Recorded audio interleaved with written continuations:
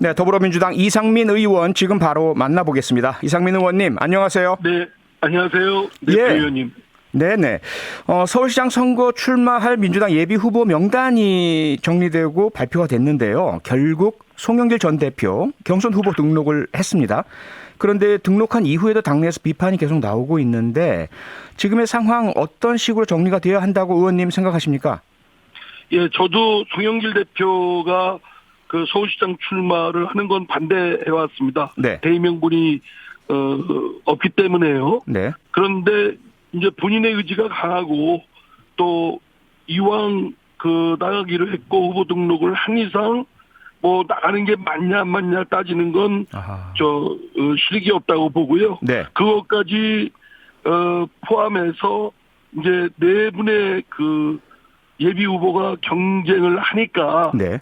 이제 공천 경선 과정에서 당원이나 또 일반 시민들로부터 평가를 받을 거라고 생각됩니다. 네. 경선 예비 후보 등록 확정 전이라면 안 나가는 게 좋겠다라는 의견을 주셨지만 이미 등록을 했으니까 이제 그런 이야기 하는 것은 무의미하다.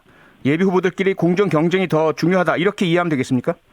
예, 그렇습니다. 지금 뭐 네. 이제 본인이 나가려고 예비 후보까지 등록하고 하겠다는데 네. 뭐 그거를 막을 수 있는 방도는 뭐 없지 않겠습니까? 그렇다면 그렇죠. 그것까지 포함해서 당원과 일반 시민의 평가 속에 네. 그 선의의 경쟁을 하는 게 맞겠죠. 네네. 그렇게 정리가 되면 좋겠는데 여전히 송영길 전 대표 출마에 대한 그 논란 때문에 다른 모든 쇄신 작업, 뭐 당내 이슈 또는 국회 내에서의 어떤 입법 관련된 쟁점도 이런 것들이 모두 다 보이지 않는다 이런 비판도 있지 않습니까? 이건 괜찮은가요? 예, 말씀드린 대로 그런 측면이 있고 네. 또 그것까지 포함해서 송영길 전 대표가 평가를 받을 거라고 봅니다. 네. 네, 서울시장 선거 어쨌든 네 분의 예비 후보들의 공정 경쟁이 필요하다라는 말씀 주셨는데 현재 여러 지형상 또 여론조사의 추이상 민주당에게 상당히 어려운 그런 선거가 될 것이다. 이런 분석이 많지 않습니까? 이상민 의원께서는 네네. 어떻게 보십니까? 동의하십니까? 저도 동의합니다. 그 지금 전국 지난번 그 대선 때 0.73%라는 아주 초간격의 표차로 졌거든요. 네네. 그 전국적으로 그런 양상은 다 비슷한데 네. 그런 아주 초간격의 표차로 진 것이 더불어민주당한테는 더욱 어려운 상황이라고 생각됩니다. 네네. 그래서 더 배가의 분발이 필요하다고 생각됩니다. 네네. 전통적으로 그런데 얼마 전까지만 해도 서울과 수도권은 민주당에게 늘 유리한 많은 유권자들께서 표를 주셨던 곳이었는데 최근에 급격히 바뀌었지 않습니까? 네네. 이번 지방선거에서 서울시장 선거에서 이러한 특히 중도층을 좀 돌릴 수 있는 민주당 쪽으로 끌어올 수 있는 이런 전략이 무엇이라고 생각하십니까?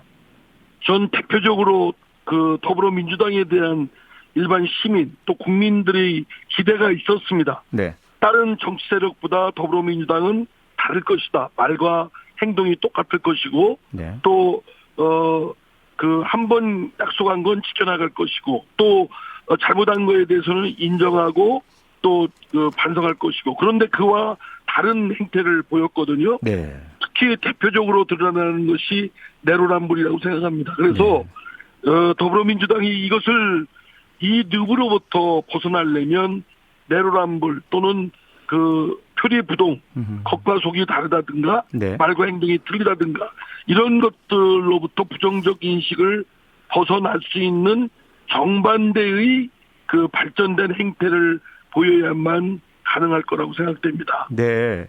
어떻게 보면 의원님이 주신 말씀과 같은 맥락으로 이해가 되는데요. 박지현 공동 비대위원장 전혀 과거의 민주당의 잘못에 대한 책임이 없는 새로 영입된 젊은 청년 비대위원장 아니겠습니까?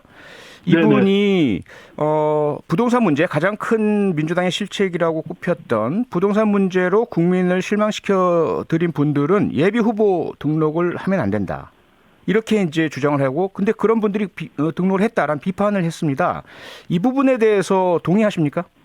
예, 동의하고요. 네. 그동안 더불어민주당이나 또는 문재인 정부의 국정 운영과 관련해서 가깝게는 지난 5년 동안이죠.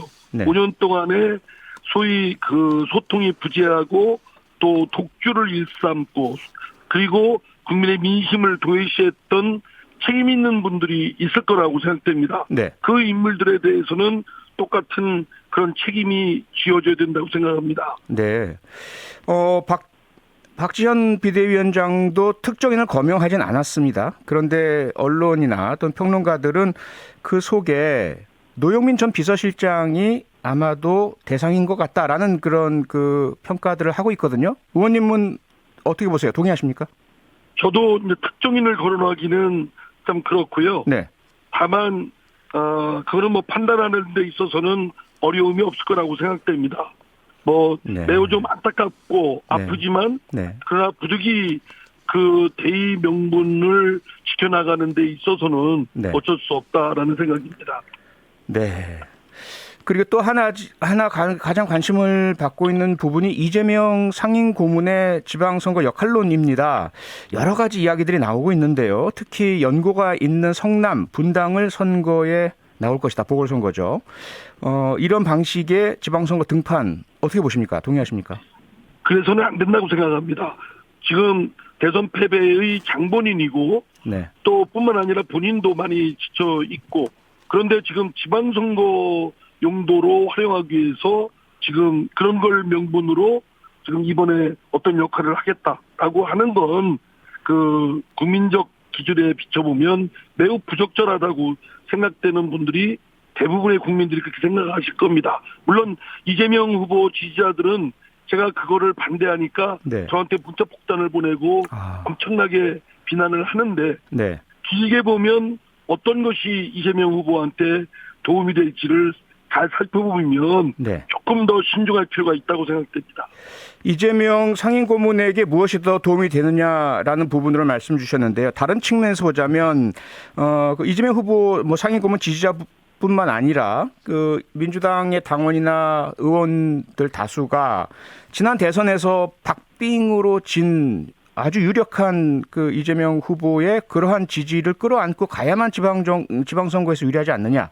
그래서 각 후보들이 누가 더 이재명과 가깝나, 누가 더 이재명을 잘 지키느냐를 내세우는 것이 선거 전략이다. 이런 부분은 어떻게 보십니까? 선거라는 것이 늘 승패가 엇갈리고요. 예. 어느 선거도 쉬운 선거는 없다고 봅니다. 지금 방금 대선 패배를 한 선수 본인이고 네. 그런 분이 다시 와서 그 패배에 대한 책임 문제도 있고 또 그 원인을 분석하고 그 부분을 해소하고 보완하고 해야 될 시간도 필요한데 네. 곧바로 다시 또 그 진두주의를 한다는 것이 적절할까? 아하. 저는 좀 생각을 달리합니다. 조금 아낄 줄도 알고 네. 또 보완하고 또 이재명 후보 본인도 조급증이 있을 수 있습니다만 네. 그러나 조금 더 길게 바라보고 숨을 돌리는 것이 더 도움이 되고 공익적으로도 합당하다고 생각됩니다. 네. 그럼 당장 이번 앞으로 다가올 지방선거에서 이재명 마케팅을 다 빼버리고 이재명과 가깝다 또는 뭐 지키겠다 이런 거 다 빼버리고 선거를 할 때 과연 지금의 지지율까지 다 잃어버리지 않겠느냐 이런 우려는 어떻게 보십니까? 저는 순간적인 그 눈앞에 있는 것이 달콤하다고 해서 그걸 소진시켜버리면 남아있는 게 없다고 봅니다. 네. 지금 뭐 국민의힘 쪽에서는 윤석열 인심 또 더불어민주당에서는 이재명 명심 또 대구에서는 박심 아하. 뭐 이렇게 하는 것이 얼마나 낙후된 정치 형태이겠습니까? 네. 특정인의 영향력 하에서 선거를 치르고 그리고 정작 그 지역의 일꾼을 뽑는 지방선거는 상당히 변질되고 퇴색되고 이거는 그 퇴행적인 모습이라고 생각됩니다. 오히려 네. 네. 지역의 일꾼들의 역량, 그 비전 네. 이런 것들을 더 가꾸고 드러내게 해서 네. 선의의 경쟁토록 하는 것이 더 바람직하다고 생각됩니다. 네, 또 하나의 논란이요. 지난 대선에 대한 평가입니다. 앞서 대선 패배 말씀 주셨지만 모든 경기 스포츠 또는 선거나 정치에서 그렇듯이 패배 주의에 빠지게 된다면 경쟁에서 동력을 얻기 힘들고 사기가 떨어지지 않겠느냐. 그래서 졌지만 잘 싸웠다. 그 박빙에 대한 아쉬움을 털어버리고 우리는 크게 잘못한 게 없다라는 그런 사기 진작책을 가지고 선거에 임하는 것. 이거 어떻게 보십니까? 초박빙 때문에 그 이재명 후보나 또 그 더불어민주당 소속 국회의원들이나 네. 또 당원 지지자들은 마음이 아프죠. 어떤 예. 분들은 뭐 TV도 요새는 보지 않는다 그러고 윤석열 당선인 그 TV에 나오는 거 있으면 꺼버린다고 할 정도니까요. 네네. 그러나 그럼에도 불구하고 0.0001%로 졌다 하더라도 진 건 진 것이고 네. 그렇다고 해서 그것을 아무 잘못도 없이 그 패인을 분석하거나 보완하지 않으면 발전이 없다고 생각됩니다. 네. 그럴수록 더 초박빙으로 진 것일수록 그 실패의 원인에 대해서 철저한 분석을 하고 이를 보완하고 그러면 오히려 더 이제 반전의 기회가 있을 것이라고 생각되고요. 네. 그게 발전의 계기가 될 수 있다고 저는 생각합니다. 예. 오히려 후자를 택해야 된다고 생각합니다. 네. 이번 주에 최재성 전 청와대 정무수석이 정계 은퇴를 전격 선언했습니다. 의원님 어떻게 들으셨습니까? 예, 그 한창 열심히 그 하실 분이고 또 능력도 있는 분인데 네. 그 어떤 본인의 결단에 의해서 정계 은퇴를 한 것 부분은 존중하는 측면도 있고 또 안타깝기도 합니다. 네. 그러나 뭐 그 각 개별마다 그런 판단에 의해서 결정할 사안이고 예. 이를 586 용태론과 결부돼서 그냥 그룹으로 묶어서 이렇게 그물망으로 던지듯이 아하. 투방하듯이 하는 것은 책임을 묻는 것은 적절하지 않다고 생각되고요. 네. 그거는 각 개인마다 자기 책임 의식이라든가 또는 자신의 향후 진로라든가 이런 등등을 종합적으로 해서 결론을 내릴 사항이고 네. 이것이 뭐 전체적인 586 용태론과 결부짓는 것은 좀 적절치 않다고 생각합니다. 네. 586 용태론이 적절하지 않다면 의원님이 지적하신 지난 대선에서 패인 분석과 책임에 대한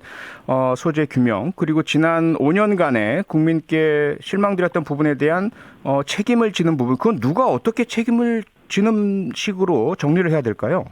2012년도에도 대선 패배를 했을 때 치열한 당내의 그 토론이 있었고 네, 그랬죠. 정할 정도였습니다만 네. 그런 과정이 필요하다고 봅니다. 네. 아픈 만큼 성숙해진다는 말이 있듯이 네. 서로 불편하지만 그런 아픈 속사를 보면서 어쩌면 거기에 소금을 찌를지라도 아하. 또 고통이 있을지라도 그 과정을 거쳐야 되는데 네. 지금 그것이 선행되지 않았거든요. 예. 그러면서 누구 보고 책임지라고 그냥 서로 간에 공격 자료로만 쓰는 것은 아하. 오히려 더 퇴행적이라고 생각됩니다. 오히려 네. 그 패인에 대한 분석을 불편하지만 고통스럽지만 복귀하는 것이 선행적으로 필요하다고 생각됩니다. 네. 이 오늘 과정을 네. 지금 더불어민주당이 하지 않았기 때문에 네. 저는 그것은 중요한 결함이라고 생각합니다. 네. 알겠습니다. 오늘 말씀 여기까지 듣겠습니다. 고맙습니다. 감사합니다. 네, 지금까지 이상민 더불어민주당 의원이었습니다. 평일 저녁 6시 5분에 여러분을 찾아갑니다. MBC 라디오 표창원의 뉴스 하이킥.